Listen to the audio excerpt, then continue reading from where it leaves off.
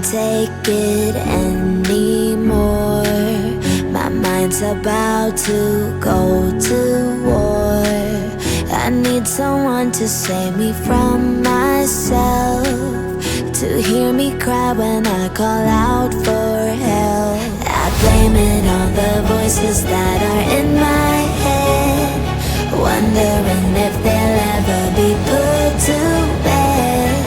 Feels like I am close to reaching my wit's end, holding out but I'm about to blow it up like a volcano.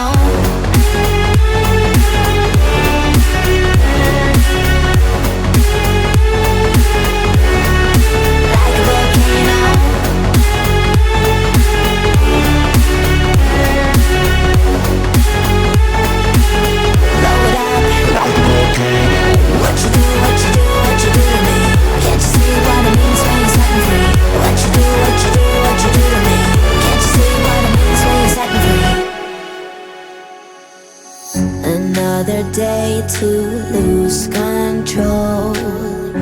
There's a fire in my bones. My sight gets blurry, pushing back the tears. Should take a leap of faith and face my fears.